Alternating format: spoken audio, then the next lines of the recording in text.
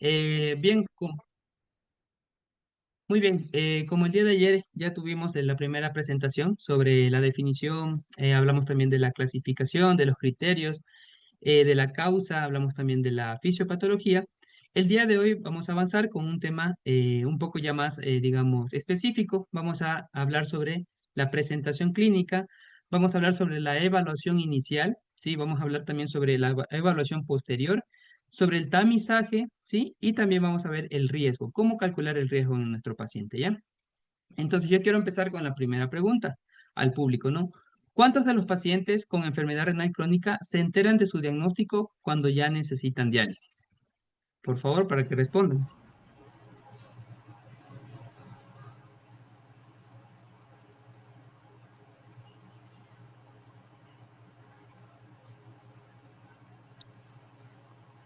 ¿Cuántos de los pacientes con fentanilo se faltan? Digo 5, 9, 15. Muy, muy poco, son pocos. ¿Sí? Son pocos. Ah, miren, les repito, ¿cuántos de los pacientes con enfermedad renal crónica se enteran de su diagnóstico cuando ya necesitan diálisis? En porcentaje aproximadamente, ¿cuántos creen ustedes? Un Mm, aproximado.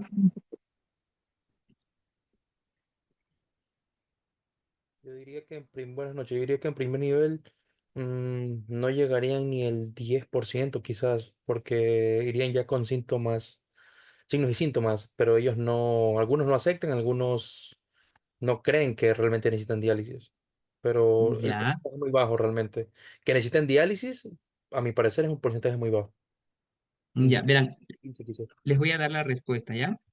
Verán, en el Ecuador y muchos países de América Latina, más del 60% de los pacientes son diagnosticados en estadios 4 o 5, cuando ya requieren terapia de reemplazo renal o están cerca de necesitarla, ¿sí? Entonces, ¿qué pasa? Que nosotros realmente diagnosticamos la enfermedad renal crónica ya en estadios avanzados, ya cuando el paciente, recién cuando el paciente se entera que necesita diálisis o que está en una etapa avanzada, recién ahí es cuando se diagnostica. Por eso es más del 60% de los pacientes, ¿sí?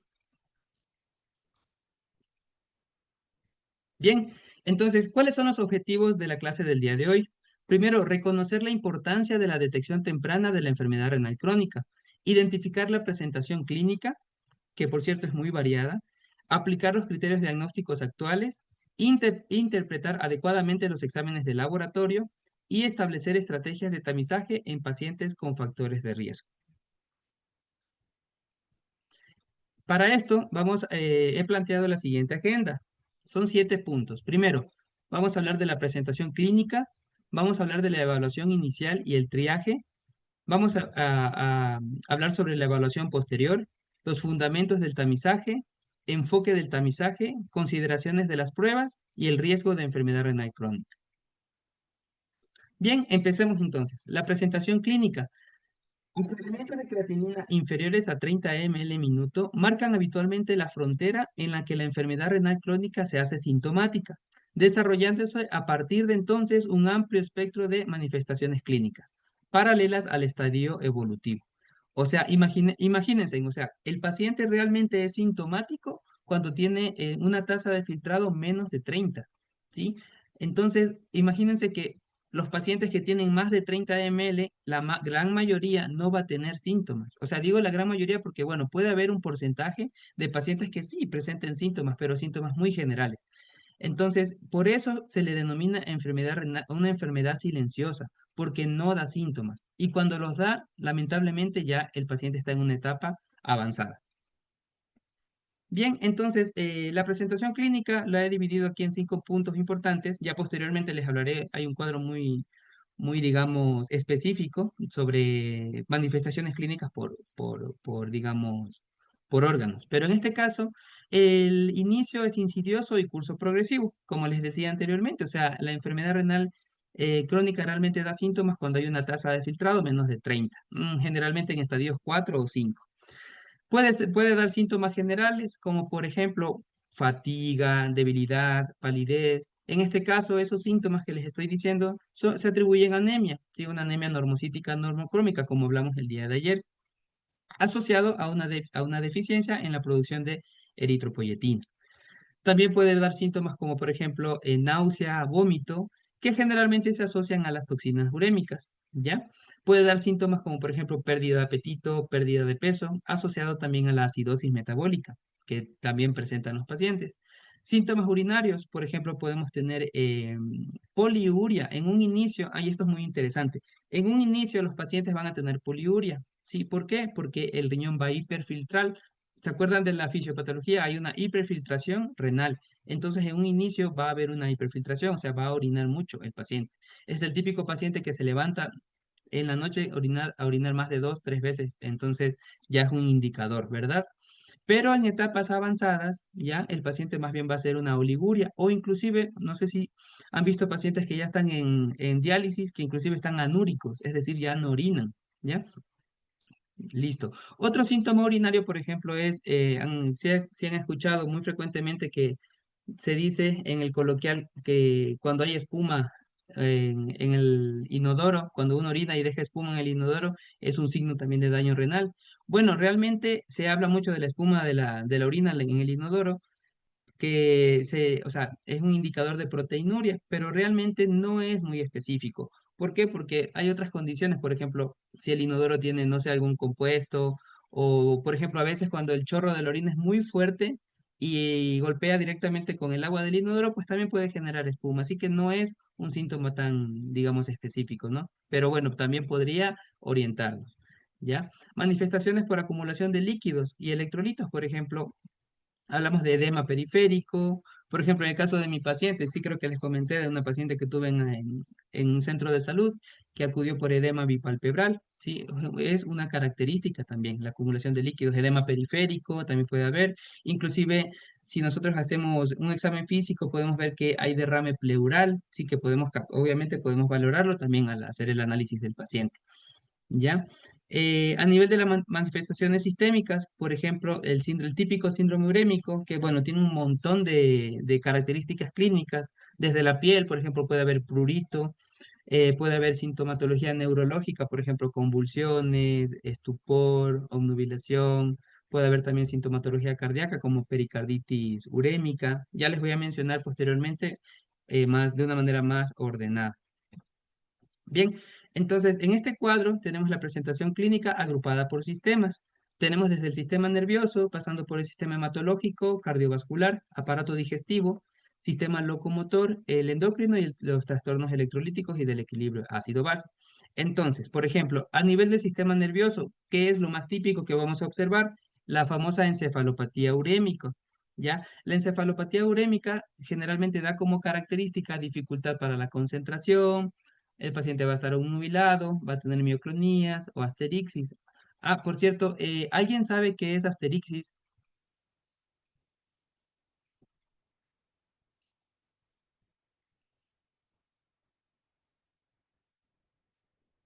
¿O de pronto ha escuchado el término asterixis?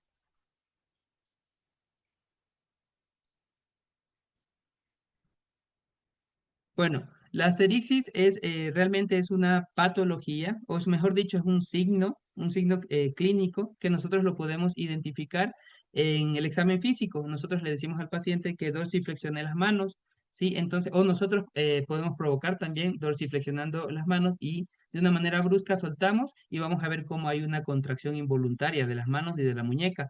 Esto generalmente se asocia a problemas, o mejor dicho, sí, problemas neurológicos. ¿Sí? Entonces, esta característica también podemos observar en la encefalopatía urémica o inclusive también en la encefalopatía hepática.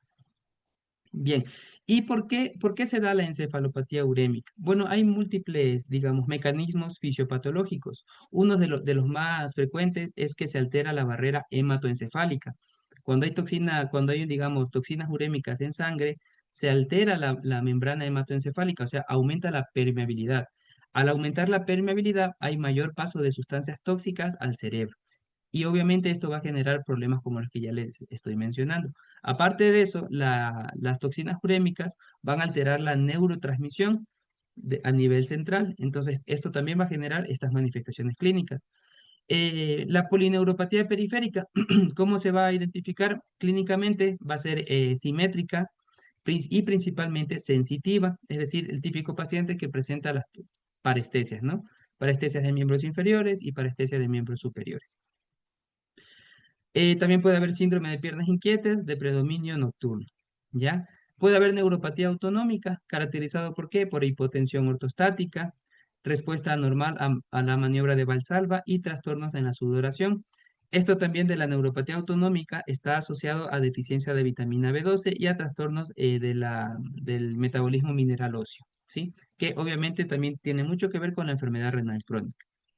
Bien, a nivel del sistema hematológico, tenemos, por ejemplo, la anemia. ¿Cómo la identificamos? Palidez, astenia, taquicardia o el angor hemodinámico. Sí, algo muy importante, bueno, y esto sí quisiera que me respondan de pronto, ¿cuál es el síntoma o signo clínico más sensible de la anemia?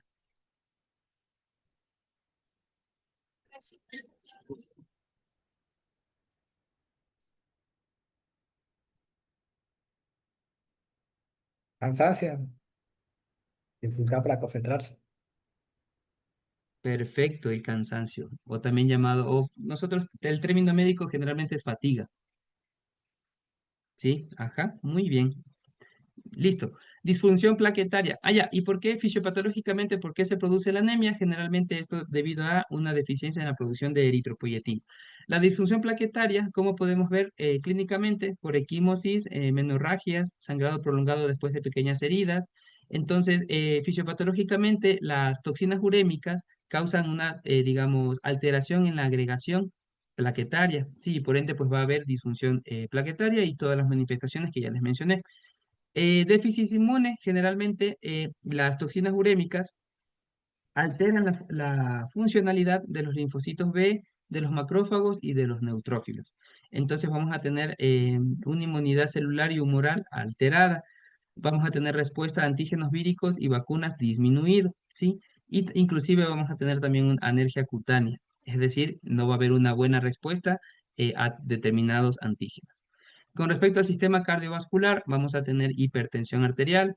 ¿Por qué la hipertensión arterial? Porque se acuerdan ayer en la fisiopatología que hablábamos de que al final se activa el sistema renina, angiotensina, aldosterona. Entonces este sistema va a causar un aumento de la presión arterial y el círculo se repite. ¿Por qué? Porque la hipertensión es una causa y también una consecuencia. Insuficiencia cardíaca congestiva, angina de pecho, arritmias. Por ejemplo, las arritmias se deben en parte por los trastornos hidroelectrolíticos, ¿sí? Hablamos de trastornos por ejemplo, del metabolismo mineral óseo, del calcio, del potasio, que es muy importante, ya hablaremos posteriormente. Puede haber también pericarditis, claudicación intermitente. La claudicación intermitente también se debe a que, como hay alteraciones del metabolismo mineral óseo, vamos a tener, digamos, calcificación vascular, ¿sí? Entonces, la calcificación vascular a la larga va a generar enfermedad arterial periférica.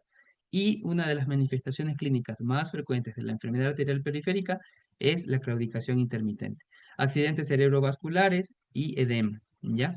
Dentro de lo que es el aparato digestivo, vamos a tener anorexia, por lo que ya les expliqué anteriormente, a la acidosis metabólica, náusea y vómito, también se puede explicar por la acidosis metabólica. ¿Por qué? Eh, Recuerden que la acidosis metabólica generalmente se debe a qué? A que se acumulan hidrogeniones en la sangre. ¿Y esto por qué? Porque obviamente el riñón no va, digamos, no va a poder eliminar por los túbulos renales los hidrogeniones como normalmente lo hace.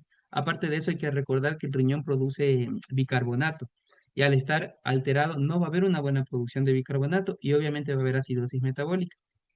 Esta acidosis, estos hidrogeniones en la sangre van a ser detectados a nivel del bulbo raquídeo, ¿sí? Recuerden que el centro del vómito se encuentra en el área postrema y en el núcleo del tracto solitario, en el bulbo raquídeo. Entonces, digamos, este núcleo del vómito se va a activar, ¿sí? Y va a generar los síntomas, ¿ya? Esto generalmente por los hidrogeniones en sangre, pero también por las toxinas urémicas. Hemorragia digestiva alta o baja. Esto generalmente, bueno, y es más frecuente en un paciente que ya tiene de pronto algún antecedente, por ejemplo, un paciente que ya tiene algún antecedente de una úlcera gástrica, tiene gastritis, o no sé, toma AINES de manera crónica. ¿Por qué? Porque en lo que es la enfermedad renal crónica va a haber, digamos, una alteración en la coagulación, ¿sí? ¿Por qué? Por las toxinas urémicas. Ahora, la diverticulitis, bueno, generalmente se habla de la diverticulitis, ¿por qué? Porque en sangre van a haber citocinas proinflamatorias. Hay que recordar que la enfermedad renal crónica es un estado inflamatorio de bajo grado, pero es un estado inflamatorio. Entonces, digamos, en un paciente que ya tiene una diverticulitis o, por ejemplo, una enfermedad diverticular, el hecho de tener una enfermedad renal crónica es un factor de riesgo para que haga una diverticulitis.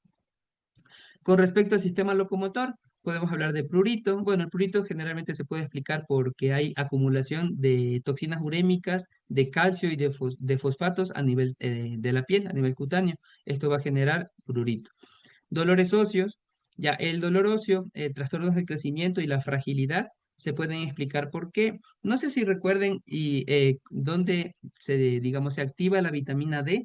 ¿Recuerdan? Por fisiología, ¿recuerdan dónde se activa la vitamina D? En la piel. Ya, la vitamina D se sintetiza, ¿verdad? Se sintetiza en la piel. Pero ¿dónde se activa? O sea, ¿dónde realmente la vitamina D se activa para cumplir su función? No se metaboliza en el hígado. Ya en el hígado, ya, y finalmente, ¿en dónde termina su metabolismo? En Riñón. los riñones. Los A riñones. nivel renal, exacto. Entonces la vitamina D, claro, como dijeron, a nivel de la piel, luego en el hígado, y luego del hígado se va a nivel renal en los túbulos contorneados proximales, ¿sí? Entonces primero es la 25-hidroxivitamina D, que se sintetiza en el hígado, luego en el túbulo contorneado proximal hay una enzima que es la 1-alfa hidroxilasa. Y esta enzima va a convertir la 25-hidroxivitamina D en 1,25-hidroxivitamina D, o también llamada calcitriol, que es la forma ya activa de la vitamina D. Hay que recordar que esta 1-alfa-hidroxilasa se activa por medio de la PTH, es decir, la paratormona. O sea, la paratormona está controlando, estimulando esta enzima para que se convierta o se active la vitamina D. ¿Qué pasa cuando hay una enfermedad renal crónica? ¿Qué pasa con estas células de los tubulares del túbulo contorneado proximal? Están alteradas. Entonces, la PTH, en su afán por querer cumplir, o mejor dicho, tener regulado los niveles de vitamina D, aumenta. Por eso es que nosotros, no sé si han escuchado que hay el hiperparatiroidismo secundario. ¿Por qué? Porque la PTH aumenta ¿para qué? Para producir más 1-alfa hidroxilasa. ¿Para qué? Para que se convierta o se active la vitamina D. ¿Sí? ¿Por qué? Porque realmente no hay una buena conversión, porque los túbulos contorneados están también dañados por la enfermedad renal crónica. ¿Sí? Bien, sistema endocrino. En el sistema endocrino podemos valorar o tener, mejor dicho, dislipidemia, puede haber hiperglucemia, hiperinsulinemia. Ya, la hiperglicemia y la hiperinsulinemia generalmente se asocian ¿a qué? A que como en la enfermedad renal crónica hay un estado proinflamatorio, van a haber circulando en la sangre citocinas proinflamatorias, inclusive las toxinas urémicas. Entonces, estas toxinas urémicas y las mismas citocinas proinflamatorias van a alterar o van a causar una resistencia a la insulina a nivel periférico. Bueno, generalmente se habla de los receptores GLUT2, GLUT4, los cuales van a ser alterados por estas citocinas proinflamatorias y estas toxinas urémicas. Entonces, el cuerpo, en su afán de querer, mejor dicho, la insulina o el páncreas, en su afán de querer controlar la glucosa, va a producir más insulina. Hay que recordar que la insulina actúa a nivel de los receptores GLUT y los receptores GLUT van a estar alterados por estas citocinas proinflamatorias y por estas toxinas urémicas. ¿Ya? Va a haber también alteraciones a nivel de la función sexual y reproductiva, ginecomastia, generalmente asociado ¿a qué? Aumento de la prolactina. De hecho, cuando nosotros hablamos de enfermedad renal crónica, hablamos de que hay una alteración a nivel del eje hipotálamo hipófiso gonadal, ¿ya? Y trastornos electrolíticos y del equilibrio ácido-base. Por ejemplo, aquí hablamos de hiperfosfatemia, vamos a tener hiperpotasemia, hipermagnesemia, hiponatremia, acidosis metabólica. Ya, otra cosita, por ejemplo, la hiperpotasemia. ¿Por qué creen que se produce la hiperpotasemia?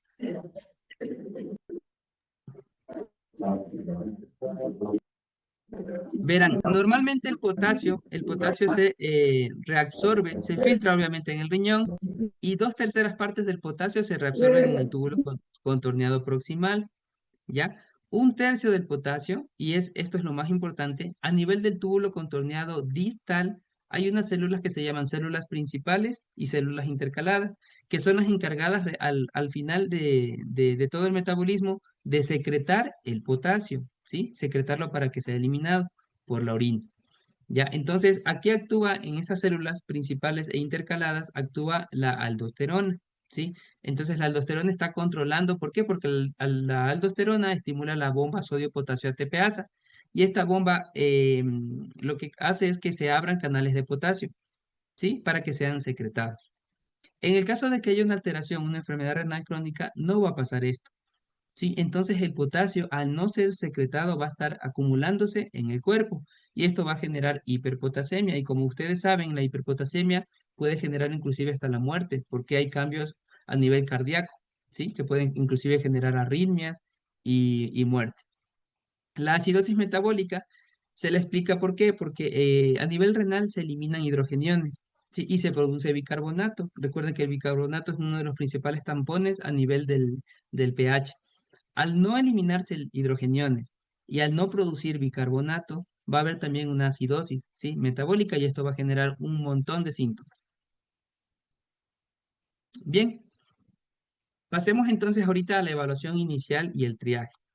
Entonces, vamos primero con un paciente con enfermedad renal crónica recientemente identificado, ¿sí? ¿Qué es lo que vamos a hacer? Primerito, vamos a descartar que no esté en una emergencia, ¿verdad?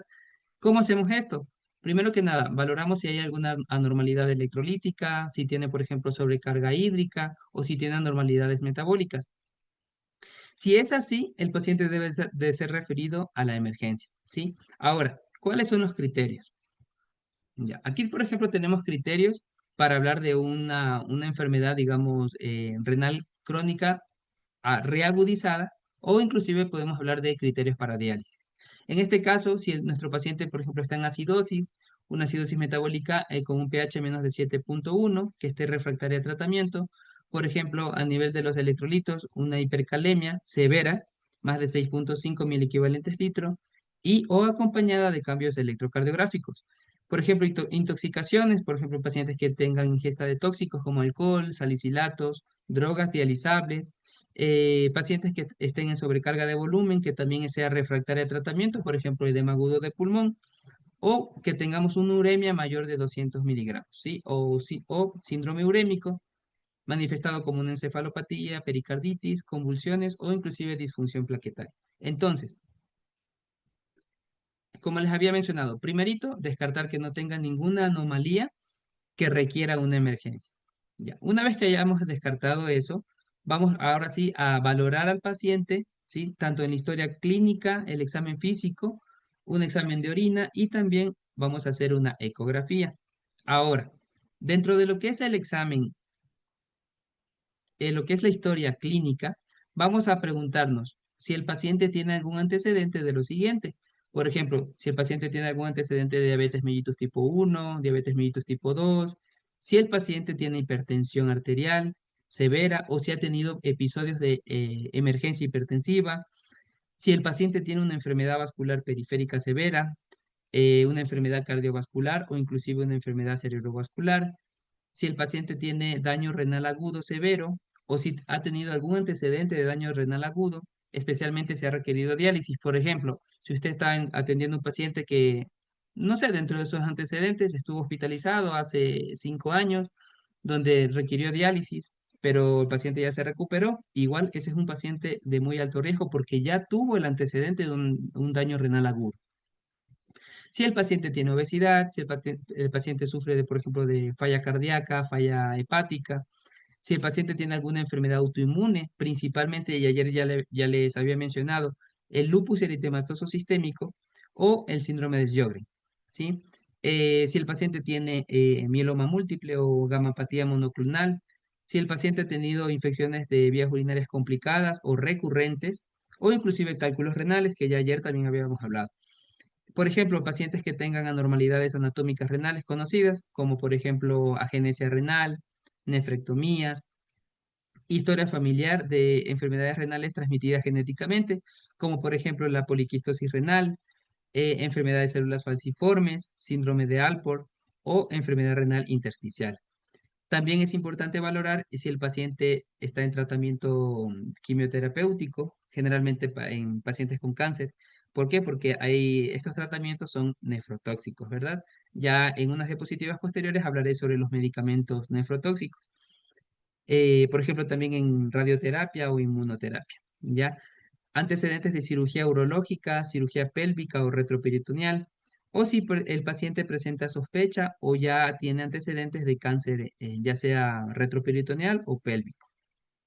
También, por ejemplo, riesgo de tener o tener alguna, digamos, antecedente de una infección por VIH, hepatitis B, hepatitis C, ¿sí? Haber estado expuesto a nefrotoxinas o toxinas ambientales. Por ejemplo, y aquí hay, digamos, una planta, porque también hay que tener mucho cuidado con las plantas que se utilizan. Hay una planta que es el bejuco de Zaragoza. No sé si han escuchado de esa planta, pero esa planta generalmente se la ocupa mucho como antiinflamatorio o problemas de sangrado en las mujeres. Esta planta tiene ácido aristolóquico y este ácido aristolóquico es nefrotóxico. O sea, hay que tener mucho cuidado con el tipo de hierbas o de plantas medicinales porque generalmente uno dice, no, o sea, es una planta, no ha de hacer daño, pero no es así. Hay que tener en cuenta que todo fármaco, planta medicinal, tiene su efecto adverso, ¿sí? Depende mucho de la dosis. Ya, algún otro nefrotóxico, por ejemplo, analgésicos, el litio, ¿ya? Que se utiliza mucho el litio, por ejemplo, para el trastorno bipolar o inclusive el plomo. También, si el paciente tiene antecedentes de, por ejemplo, trabajar en la agricultura, sobre todo en lugares de climas muy calurosos, es un factor de riesgo. O inclusive trabajar en lugares en donde la esquistosomiasis sea endémica. Dentro del examen físico y del laboratorio es importante preguntar al paciente, preguntarnos nosotros si el paciente tiene de pronto signos de volumen, de depresión del volumen o signos de sobrecarga de volumen. Si nuestro paciente presenta de pronto retinopatía diabética al examen oftalmológico, por ejemplo, al examen físico abdominal, si escuchamos algún soplo abdominal, por ejemplo, si el paciente refiere dolor en flanco o si a la palpación logramos, digamos, palpar riñones que están agrandados, aumentados de tamaño, neuropatía periférica, si el paciente tiene rash, púrpura palpable, ¿sí? O inclusive se puede ver a nivel cutáneo si hay un engrosamiento de la piel.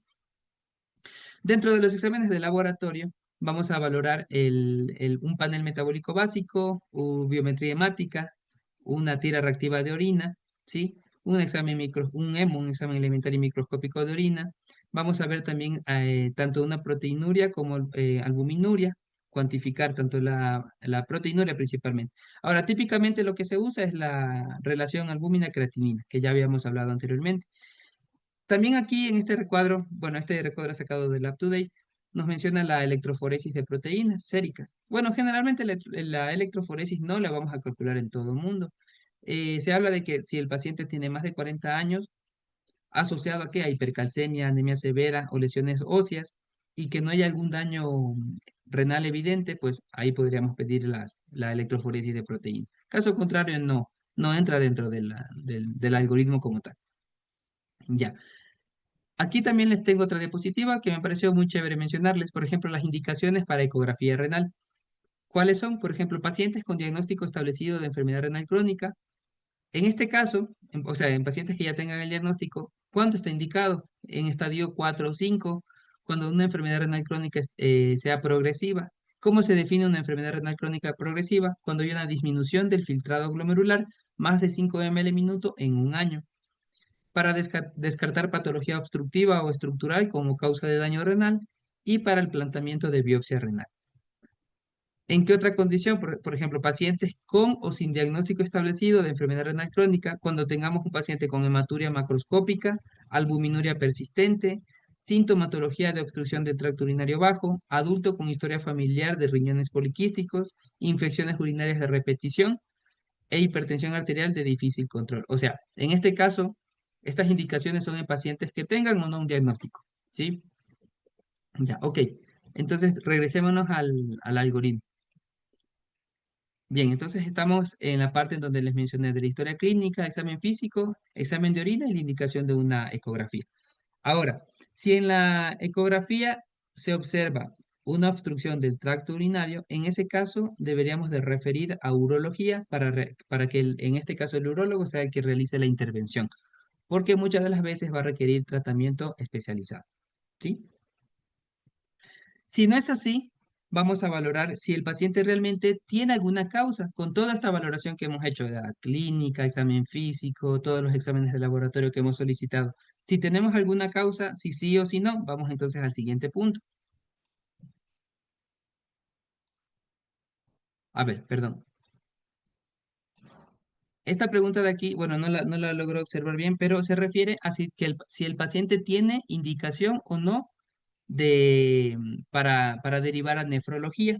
Entonces, si sí o si no. Si el paciente tiene indicación de derivación a nefrología, hay que realizar la referencia, pero quiero mostrarles aquí las indicaciones. Exacto, aquí están. Entonces, ¿cuáles son las indicaciones para la derivación a nefrología? En este caso, riesgo a 5 años más del 3% de insuficiencia renal que requiera diálisis o trasplante, según lo estimado por una ecuación de riesgo validada. Verán, la ecuación de riesgo validada yo les voy a presentar, bueno, casi al final de la diapositiva está. No sé si ya se las compartieron por el chat, sería genial para que la revisen. Entonces, con esta calculadora nosotros podemos, digamos, calcular el porcentaje de riesgo de insuficiencia renal, tanto a 2 años como a 5 años. Ya, ese es un punto. Otro, disminución o declive rápido de la tasa de filtrado glomerular, es decir, una tasa de filtrado menos de 30 ml, riñón único con una tasa de filtrado menos de 60 ml o reducción en la tasa de filtrado más de 5 ml por año. O sea, cualquiera de estos criterios es una indicación para derivación a nefrología. Por ejemplo, hallazgos consistentes de proteínas urinarias elevadas, es decir, para pacientes sin hematuria, una relación de albúmina creatinina más de 700, o para pacientes con hematuria, una relación albúmina creatinuria mayor o igual a 300.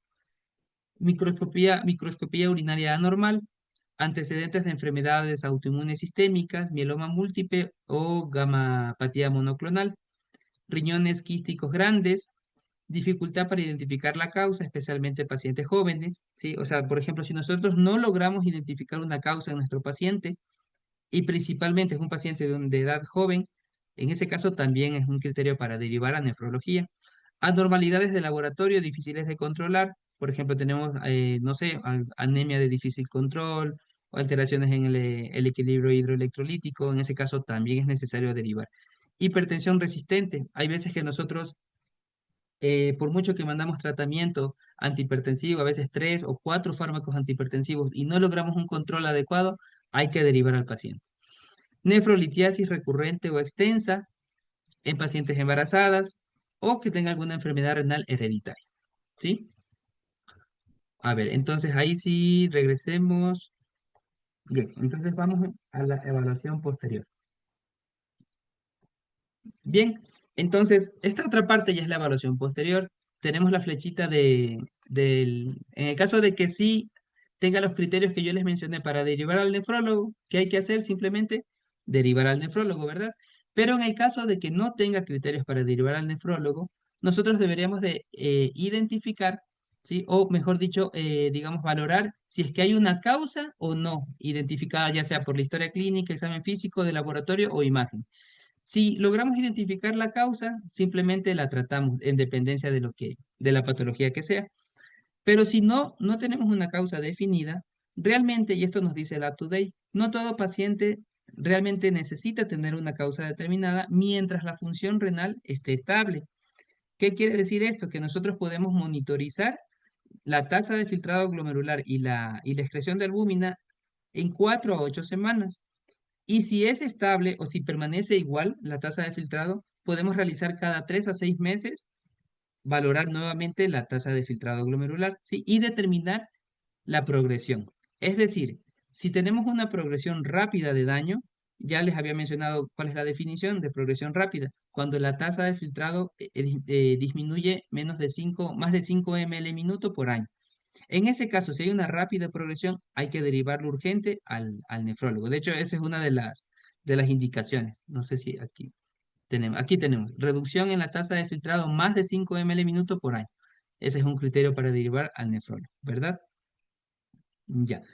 Entonces, si no hay realmente una pérdida progresiva de la tasa de filtrado glomerular, o sea, es decir, el paciente se mantiene estable o hay una progresión muy lenta, en ese caso, ¿qué es lo que nos aconseja el UpToDate? Continuar con la monitorización rutinaria cada 3, cada 6 meses, inclusive cada vez al año si tenemos valores de creatinina que se mantienen estables.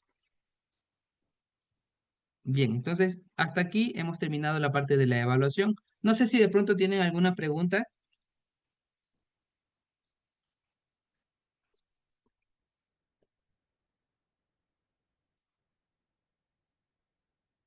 Bueno, continuamos. Entonces vamos ahorita a hablar sobre los fundamentos del tamizaje.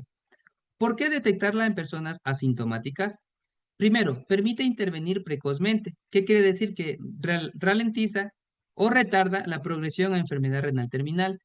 Evita exposición a nefrotóxicos. ¿Por qué? Porque si nosotros, por ejemplo, detectamos a un paciente con enfermedad renal crónica, de pronto en estadios un poquito, digamos, no tan avanzados, nosotros ya podemos intervenir. Por ejemplo, si el paciente, no sé, consume muchos AINES, es un paciente con, no sé, una lumbalgia crónica, podemos ya nosotros empezar ya a cambiar de medicamentos, a medicamentos analgésicos que no sean nefrotóxicos. Porque también permite mejorar el pronóstico general, ¿ya? Facilita el ajuste clínico clave, es decir, la dosificación adecuada de medicamentos, es decir, podemos nosotros calcular, hay que recordar que hay algunos medicamentos que se debe de calcular en base a la tasa de filtrado glomerular para preparar también anticipadamente para la terapia renal sustitutiva. También identifica riesgo cardiovascular oculto, es decir, factor de riesgo mayor para enfermedad cardiovascular. O sea, si nosotros tenemos un paciente que le diagnosticamos de una manera temprana enfermedad renal crónica, ese paciente es un paciente con alto riesgo cardiovascular. Y recuerdan, no sé si recuerden, pero en el día de ayer hablamos sobre que el paciente con enfermedad renal crónica se muere más por problemas cardiovasculares que por el propio problema renal. Bien, entonces aquí tenemos los medicamentos nefrotóxicos. Tenemos, por ejemplo, aquí en este cuadro tenemos tanto el tipo de reacción, el medicamento y un breve comentario. Por ejemplo, en el caso de los AINES, el paracetamol o el ácido acetil salicílico, ¿cuál es el tipo de reacción que puede causar? Obviamente lo que hemos hablado, enfermedad renal crónica o la famosa nefropatía por analgésicos. Esto es dosis dependiente, secundaria a qué? A necrosis papilar, ¿ya? En el caso de que sea una lesión renal aguda. Por ejemplo, nefritis intersticial, en qué medicamentos causa nefritis intersticial? Por ejemplo, el allopurinol, los AINES, beta-lactámicos, la ciprofloxacina, ¿ya? El cisplatino, la difenilidantoína, eritromicina, estreptomicina, la furosamida, los inhibidores de la ciclooxigenasa 2 y la rifampicintasidas, ¿sí? Generalmente estos son dosis dependientes o tienen alguna reacción idiosincrática, ¿sí? Hay que suspender el fármaco que ocasiona el daño. Esto es muy importante.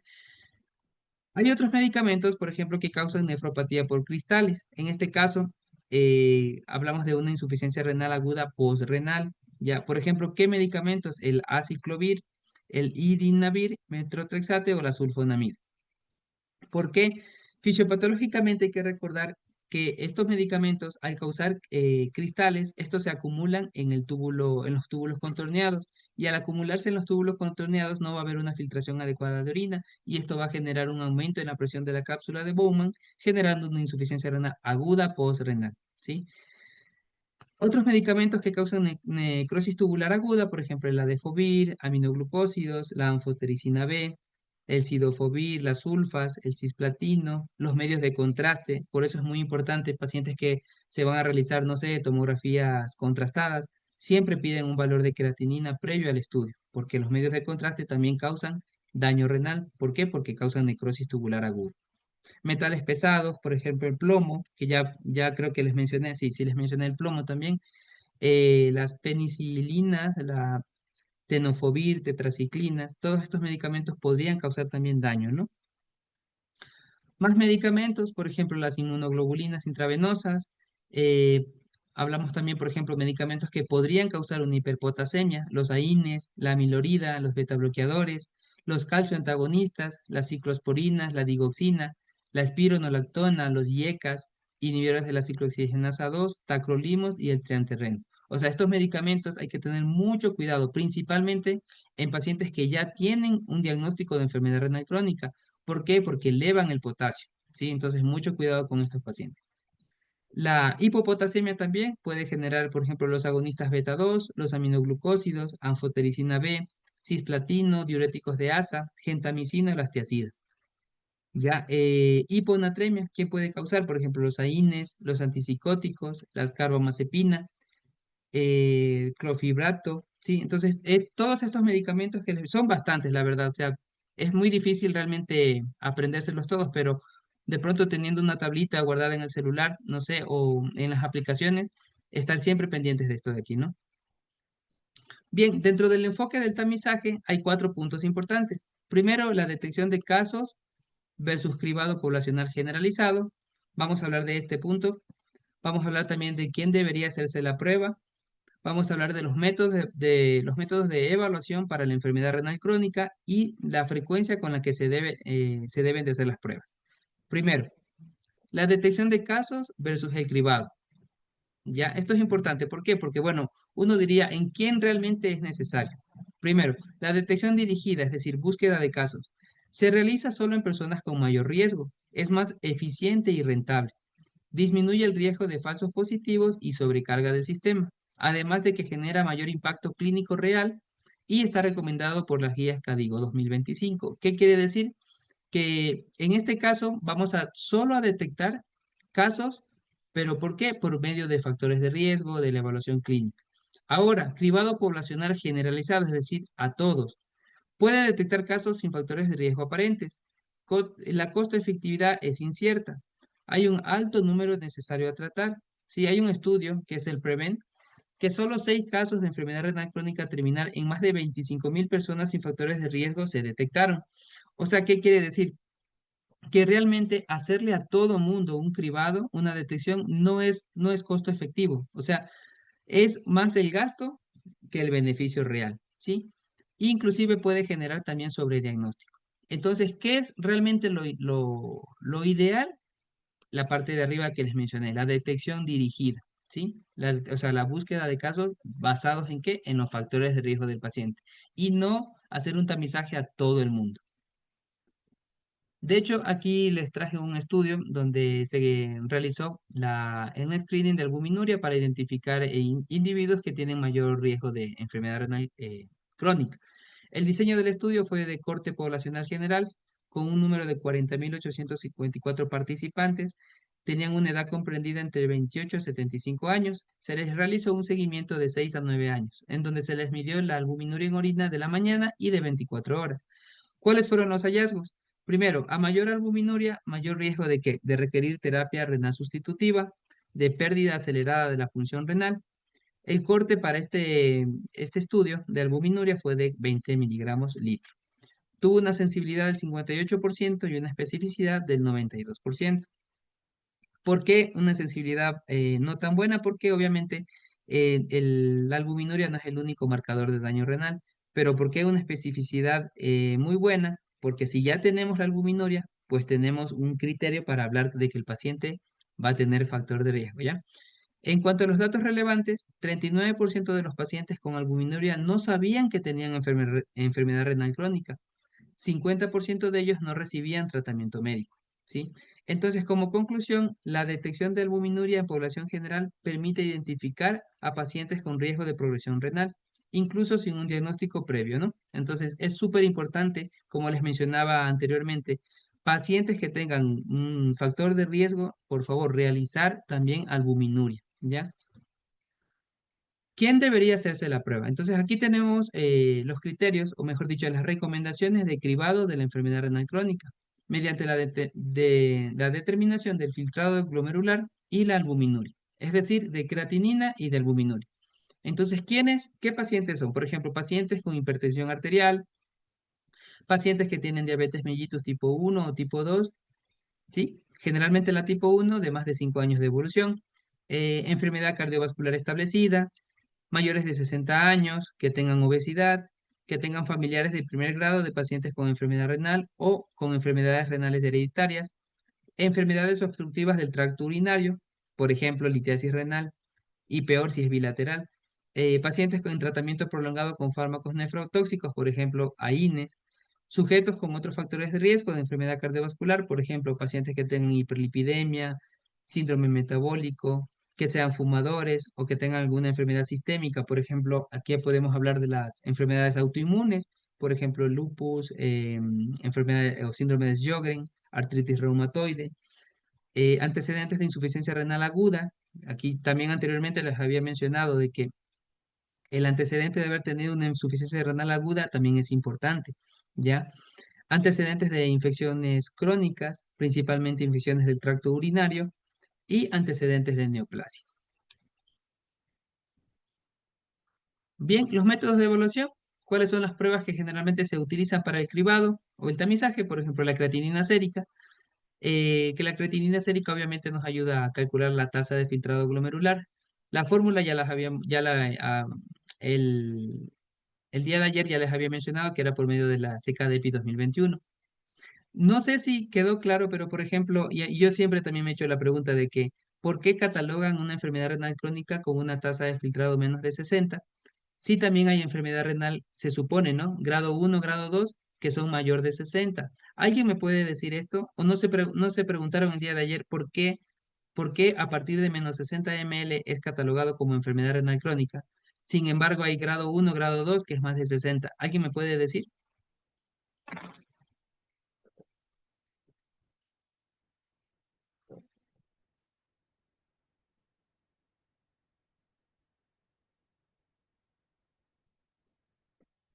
Buenas noches. No sé si es igual por el porcentaje de filtración que tiene ya el riñón, que ya ha perdido una funcionalidad, y luego pues catalogarle en diferentes estadios hace que el tratamiento sea de acuerdo a esa disminución del trabajo renal.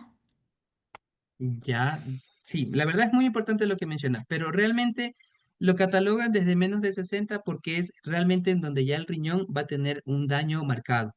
Pero el grado 1 y el grado 2, no sé si tengo por aquí una diapositiva, creo que no, en la diapositiva del día de ayer tengo, pero el grado 1 y grado 2 realmente no es considerado enfermedad renal crónica, pero en cambio es un paciente que ya tiene un daño inicial, o sea, ya tiene un factor de riesgo y es un paciente en donde deberíamos de hacer otros estudios. Por ejemplo, si tenemos un paciente, no sé, en la consulta, con una tasa de filtrado de 80, de 70, de pronto háganle, aparte de la creatinina, háganle una albuminuria, háganle un examen, una ecografía, porque puede que tenga algún otro daño. Háganle un examen de orina para ver de pronto si hay cilindros hemáticos, cilindros leucocitarios. O sea, ese grado 1 y grado 2, si bien es cierto, no es catalogado como enfermedad renal crónica, pero es un paciente que de pronto hay que investigar, porque puede que tenga algún otro determinante importante de daño renal, ¿sí? Pero nosotros sabemos que un paciente con una tasa de filtrado menos de 60 ya es catalogado como una enfermedad renal crónica,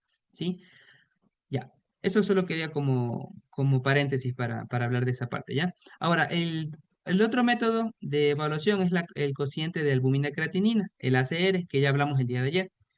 ¿Cómo se lo calcula? Por medio de una muestra de orina. Es el mejor predictor de eventos clínicos, inclusive mejor que la proteinuria total. Y inclusive está requerido para la clasificación CADIGO, el mapa de calor que ya les mencionaré en una diapositiva posterior.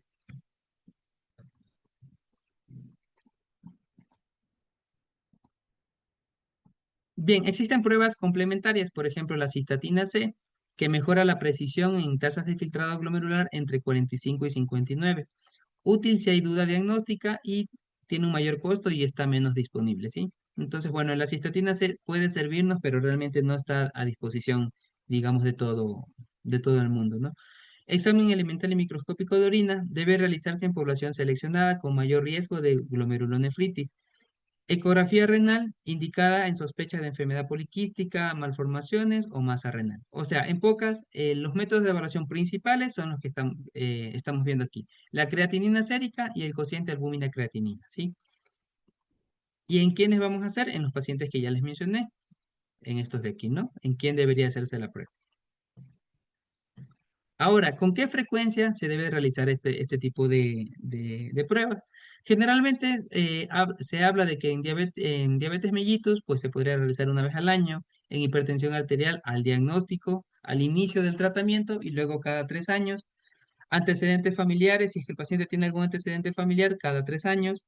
Y si tiene algún otro factor de riesgo, por ejemplo, VIH, tiene virus de la hepatitis C, utiliza nefrotóxicos o presenta infecciones de tracto urinario recurrente, la evaluación debe de ser individual, ¿por medio de qué? De las calculadoras de riesgo, que ya se las voy a presentar. La frecuencia debe ser menor según el perfil de riesgo, ¿no? Hay que tener también consideraciones de las pruebas. Por ejemplo, se recomienda estimar la tasa de filtrado glomerular en combinación con la creatinina y cistatina. ¿Por qué? Porque hay una mayor precisión a la hora de establecer el diagnóstico, particularmente en el estadio 3A. Hay mayor correlación con los riesgos cardiovasculares y renales. O sea, si nosotros queremos idealmente calcular y ser muy precisos en la tasa de filtrado glomerular, se la puede calcular por medio de la creatinina y cistatina C. Pero recordemos que nosotros no tenemos a disposición la cistatina C, así que calculamos solo con la creatinina. La relación AC, albuminuria-creatinuria, se debe hacer mediante un estudio estandarizado a nivel mundial.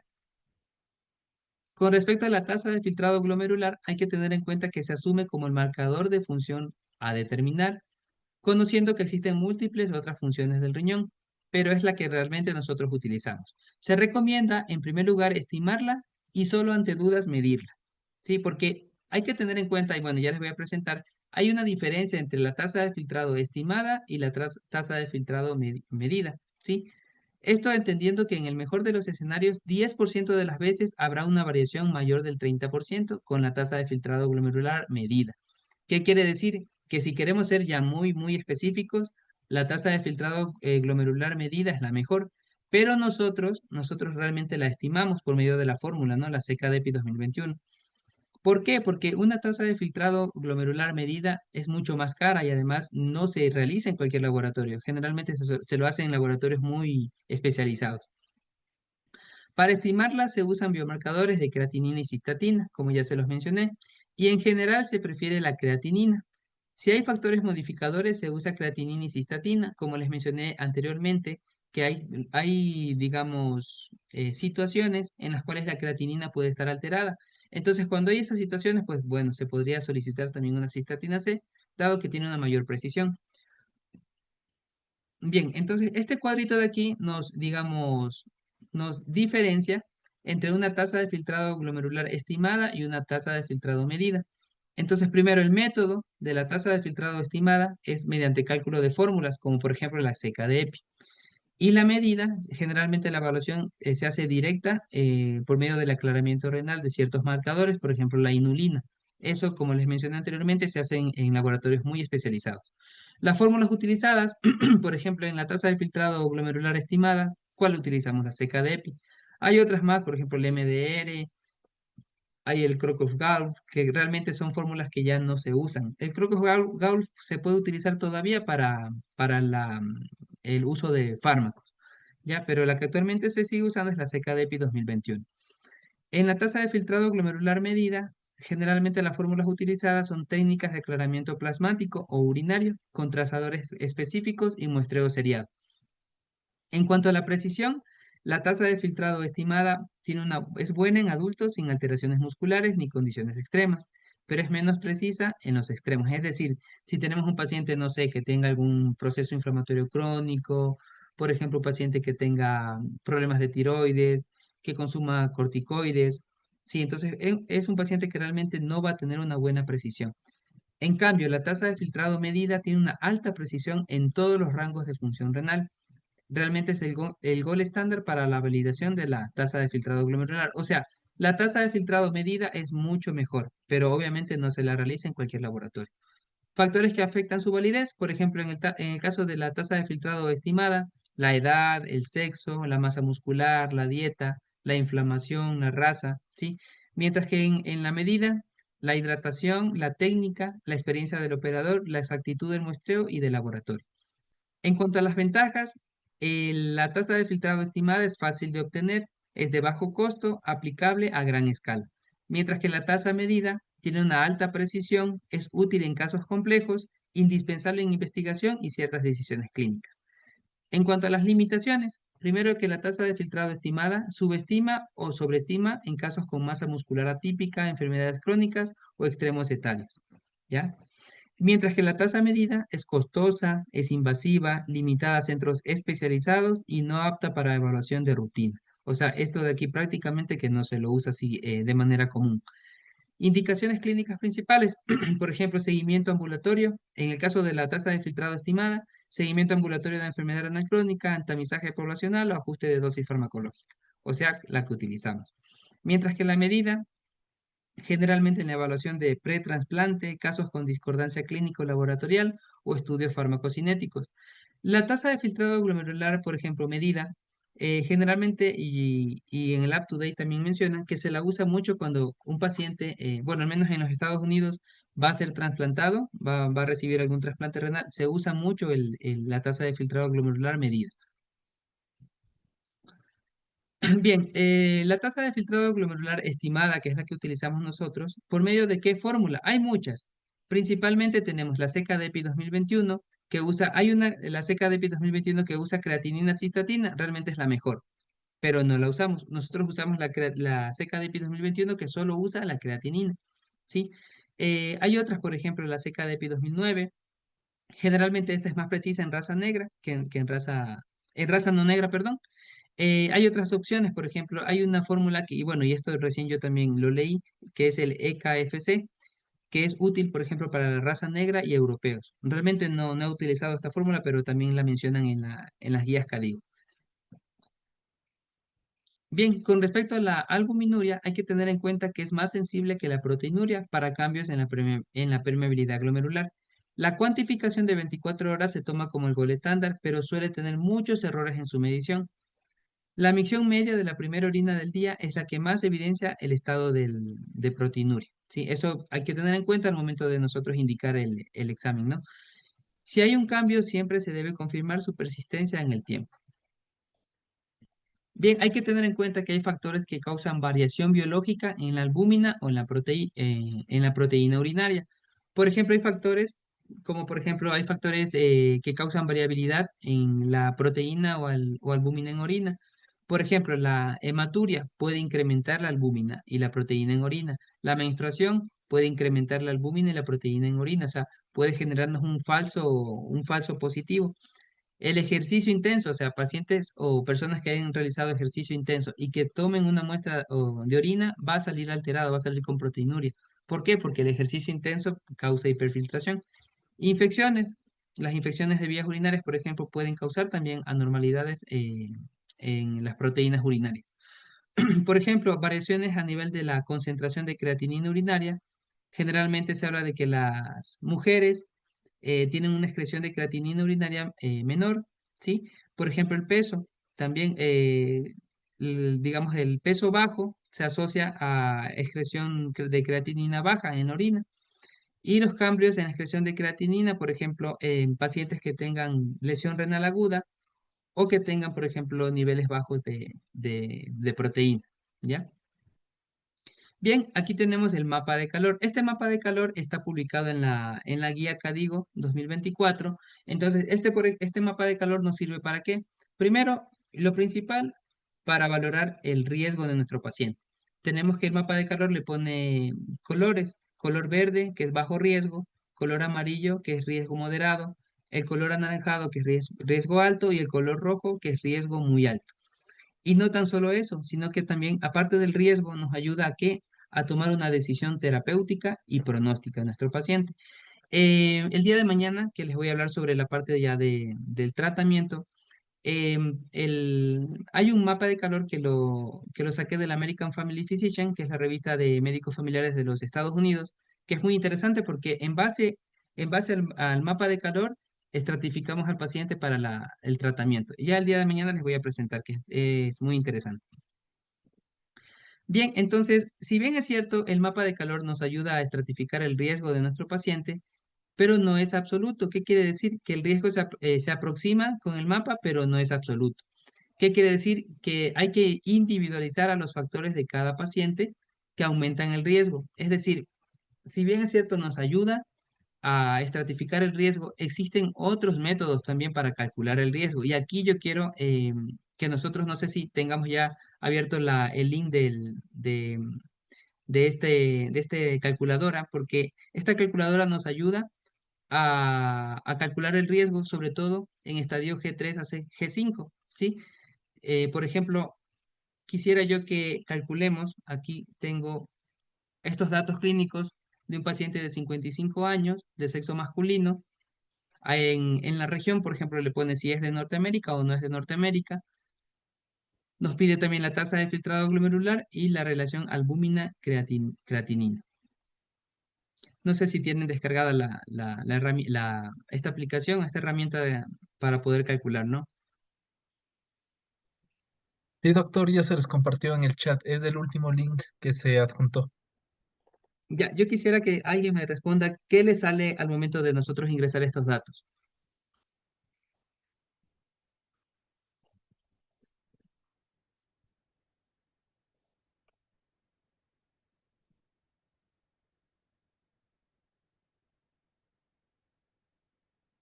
Ya. Bien, hasta que me respondan, esta calculadora, el CAFRE, generalmente nos da un resultado a 5 años y a 2 años. ¿Qué quiere decir? A 5 años, el riesgo a 5 años de tener nefropatía.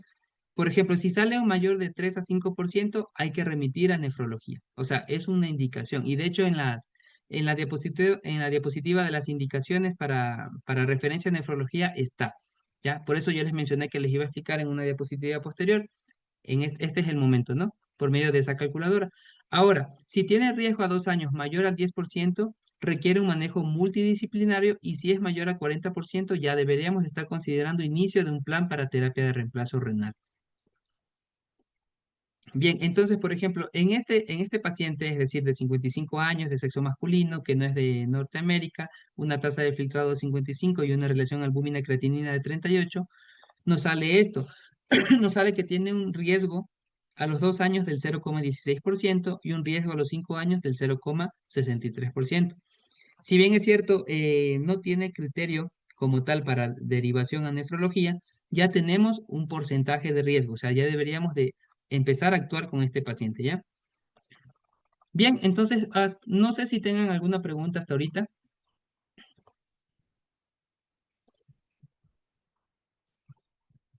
Disculpe, doctor, yo estoy perdido un poco. Bueno, sí estoy en la aplicación, pero no sé dónde ponerme en la anterior.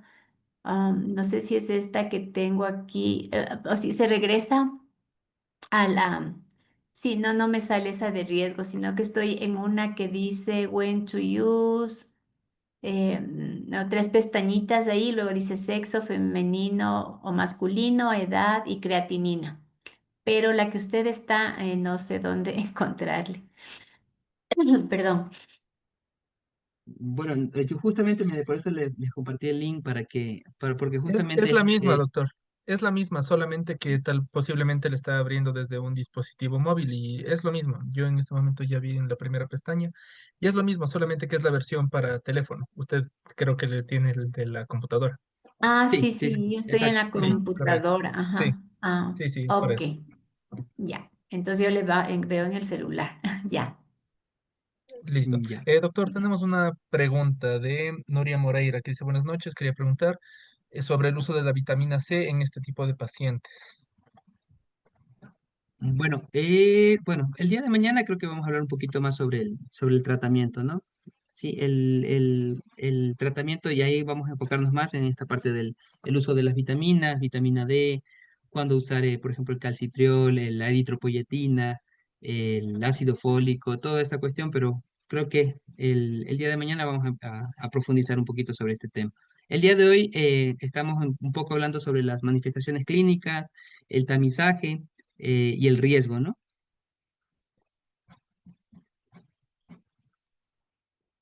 Listo, doctor, no está ninguna pregunta más pendiente en el chat. Ya. Entonces, en este caso, vamos a empezar con el caso clínico, ¿sí? Tenemos un hombre de 62 años, hipertenso desde hace 10 años, en tratamiento con losartán. Acude a consulta por control de rutina. Se encuentra asintomático. En el examen de laboratorio se encuentra una creatinina de 1.5. Calculando la tasa de filtrado glomerular estimada, le da 55 ml minuto, un cociente albúmina creatinina en orina de 150 miligramos, una glucemia en ayunas de 98 decilitros y no tiene antecedentes familiares de enfermedad renal crónica. Bien, entonces vamos a hablar sobre las preguntas de tipo opción múltiple. Primero, ¿cuál es el estadio de la enfermedad renal crónica según la clasificación CADIGO de este paciente?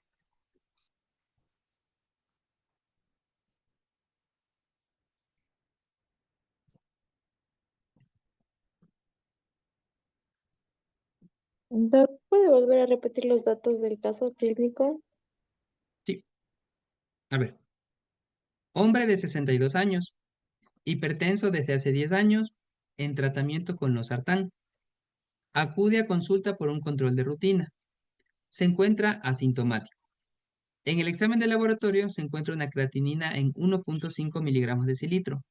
Calculando la tasa de filtrado le da 55 ml minuto. Tiene un cociente albúmina creatinina en orina de 150 miligramos. Una glucemia en ayunas de 98 miligramos y no tiene antecedentes familiares de enfermedad renal crónica. Entonces, en base a estos datos clínicos, ¿cuál es el estadio de enfermedad renal crónica?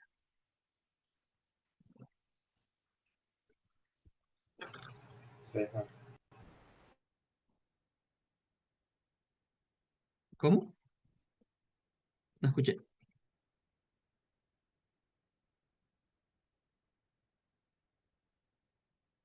Verán que está tanto por la tasa de filtrado como por la albuminuria. Entonces, Sería la analicemos, opción porque C. ya, perfecto. Ujú, la opción C, muy bien. Vamos a la siguiente pregunta. ¿Con qué frecuencia se debe repetir el tamizaje en un paciente como este?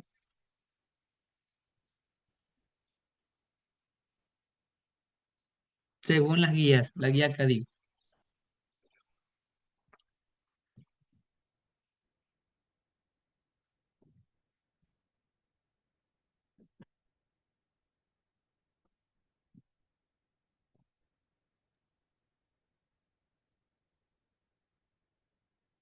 Cada 6 meses, tal vez. Ya. ¿Quién más?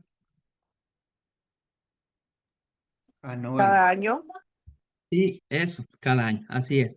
O sea, según las guías CADIGO debe de ser así, cada año, porque es un paciente que tiene factores de riesgo, ¿verdad? ¿Qué método es el más adecuado para confirmar la albuminuria?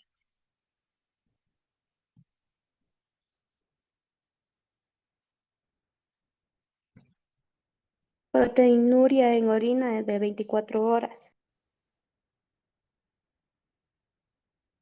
¿Ya? ¿Alguien más? Cociente albúmina creatinina en orina. Ya, perfecto. ¿Por qué la combinación de creatinina y cistatina C mejora la evaluación?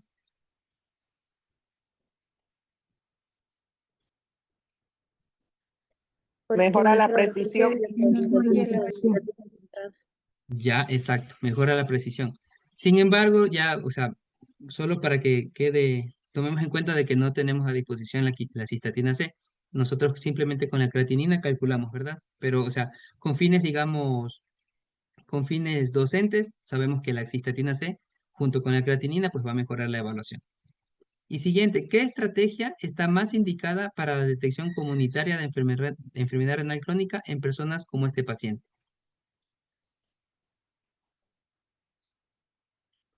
A, prueba de orina de urea plasmática; B, prueba de orina de 24 horas; C, medición única de tasa de filtrado estimada y ACR en orina; o ecografía renal rutinaria.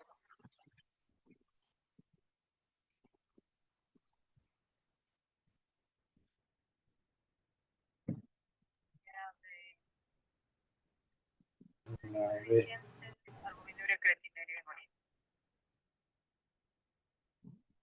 ¿Cuál? No se escuchó muy bien. La C. La C, exacto, la C. ¿Por qué? Bueno, realmente en los centros de salud sí podemos realizarla. Bueno, al menos en mi centro de salud sí puedo mandar yo a hacer una creatinina para calcular la tasa de filtrado glomerular estimada y también puedo pedir una ACR en orina, si tengo a disposición. Entonces, es algo que sí se puede realizar en los centros de salud, ¿sí? Bien, muchas gracias. No sé si tengan de pronto alguna pregunta, por favor, para que me la hagan del tema que vemos el día de hoy, ¿no?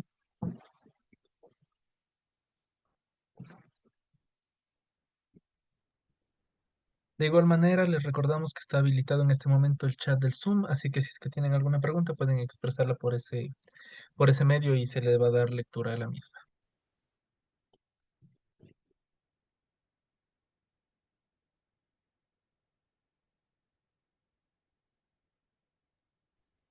Doctor, una pregunta. Bueno, y esto es algo más personal, pero si se hace la depuración de creatinina en orina en 24 horas, porque claro, ahí miden la concentración de creatinina, el volumen de orina, tiempo de recolección, que son las 24 horas, peso, talla. Si sale ya una depuración de creatinina que dice no corregida de 56,17 y dan los valores de referencia, y este 56,17 estaría en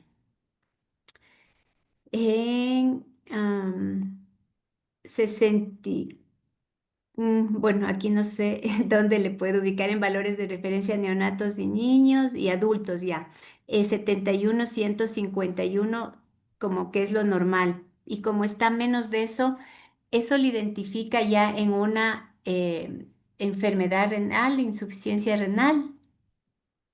Pero más o menos, o sea, no entiendo un poquito la pregunta. ¿A qué se referencia? ¿A la calculadora de riesgo o No, qué? en un examen que de la de 24 horas, que es la depuración de creatinina en orina de 24 horas, y el resultado sale 56,17, y en los valores de referencia en adultos indica que es de 71 a 151. Ya. Entonces, este examen de creatinina en orina de 24 horas tiene que ir de la mano con otro examen, tal vez con la proteinuria en orina también de 24 horas para determinar un estadio. Verá, la creatinina, bueno, el aclaramiento de creatinina de 24 horas, bueno, realmente no hablé mucho de esto de aquí porque no lo usamos de una manera, digamos, común. Ajá. Realmente esto del aclaramiento de creatinina en 24 horas se usa mucho, por ejemplo, en los Estados Unidos, y ellos porque tienen plata para hacerlo, lo usan para sus pacientes que van a recibir un trasplante renal. Sí, y de hecho en el Ujú. Up to Date, no sé si, déjame ver si tengo aquí, yo tenía por aquí el algoritmo, ya te voy a indicar un ratito.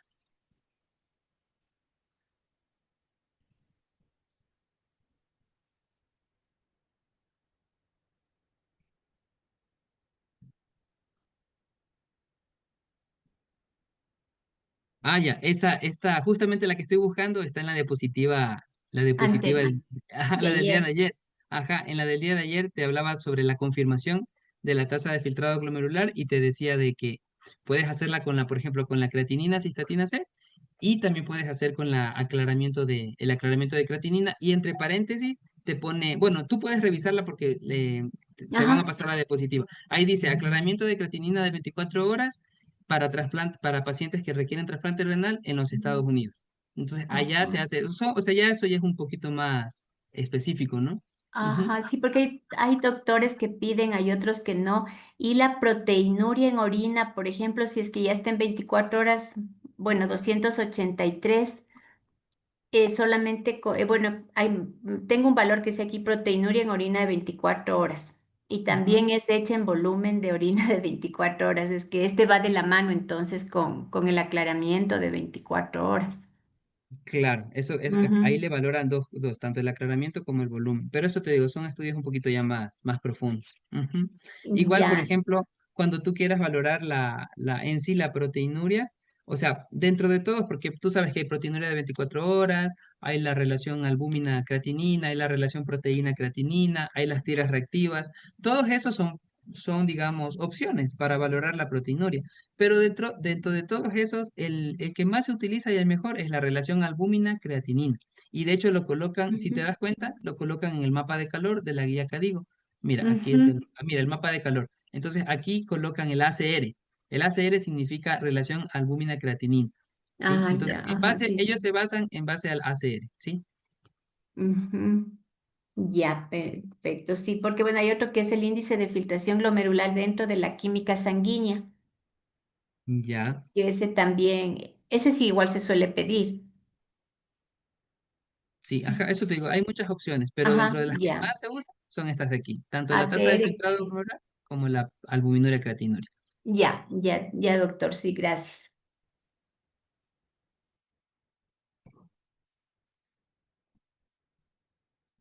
¿Alguna otra pregunta? Listo, doctor. Mencionan. Hay algunas en el chat. A ver, le voy a dar la lectura. Dice, alguna cantidad de albúmina para que se presente proteinuria en un hemo.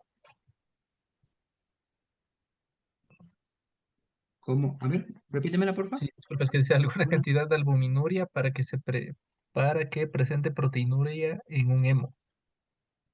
cantidad de albúmina para que se presente proteinuria en un hemo? Sí, O sea, por ejemplo, normalmente en un examen elemental microscópico de orina no debería de haber, o en muy poca cantidad, ¿sí? Albúmina, ¿sí? Porque recordemos que la albúmina es la principal proteína del cuerpo. Entonces, raro, normalmente, y justamente en la diapositiva digamos, del día de ayer había una que decía que, bueno, que hasta 10 miligramos de albúmina podría haber en la orina y no necesariamente ser patológico. Pero cuando ya hay más de 30 miligramos, ya hablamos de que hay un rango ya de proteinuria significativo, ¿no? Mayor de 30 miligramos. listo. Mencionan si los suplementos de proteínas modifican los niveles de albúmina. Sí, claro que sí. Los suplementos de proteína, inclusive aquí, miren esta diapositiva que les mencioné sobre la variación de albúmina y proteínas en orina, la hematuria, la menstruación, el ejercicio, ¿sí? Las infecciones, ¿sí? También, por ejemplo, aquí también hace falta la dieta, puede modificar también. Listo, doctor. Mencionan si conoce cuál es el costo del examen de cistatina. No, realmente no sé cuánto costará. Realmente no he tenido la oportunidad de pedir un estudio de esos. Y si es que alguien lo sabe, pues sería chévere para conocer.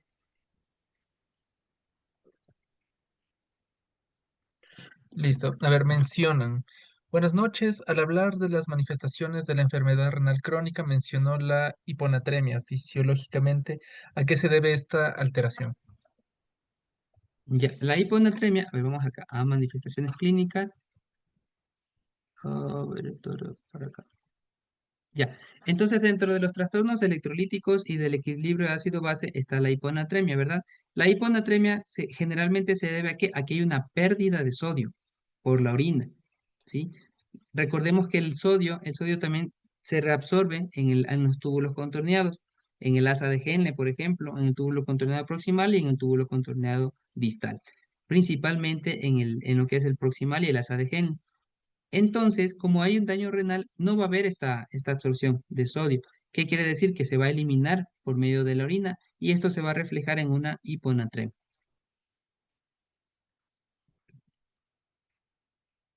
Listo.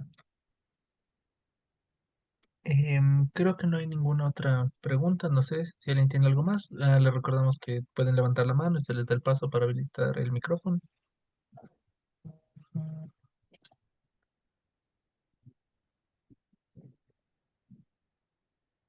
Mm, Listo, doctor. Creo que no está ninguna otra pregunta pendiente. Ya, perfecto. Listo, perfecto. Entonces con eso finalizaríamos esta segunda jornada. Un agradecimiento nuevamente al doctor Daniel Toro por acompañarnos. Y bueno, nuevamente como se había mencionado, la clase quedó totalmente grabada. Se les va a compartir máximo hasta el día de mañana al mediodía para que vayan revisando. Nuevamente igual, nosotros mencionamos que como política interna aquí en Impulsar, una vez finalizado un espacio de capacitación, el material va a estar disponible por 2 meses. Las clases incluso están disponibles para que las vayan descargando, así que si es que desean para revisarlas mucho más adelante, pueden irlas. Está el link en el cual se subieron, está habilitado para que puedan descargar. Recomendamos siempre que tengan un respaldo, ya sea en su ordenador, en su nube personal. E incluso en su dispositivo móvil para que tengan el respaldo tanto del material como de las clases grabadas, como una recomendación que nosotros damos. Y en este momento está un aporte que dice que la cistatina C, el costo está en $70. Ya, Ya, interesante. sí. Caro. da- sí. Dato curioso de la noche. Bueno, entonces nos veríamos mañana para la última sesión. Igual nuevamente, como les habíamos comentado, para las personas que accedan a la parte de lo que es el certificado, también vamos a incluir el certificado y las clases grabadas de nuestro anterior espacio centrado en manejo nutricional en enfermedad renal crónica. Toda esta información se las vamos a compartir también por vía WhatsApp para que estén al pendiente. ¿Sí? Una excelente noche con todos y nos vemos el día de mañana. Muchas gracias. Hasta mañana.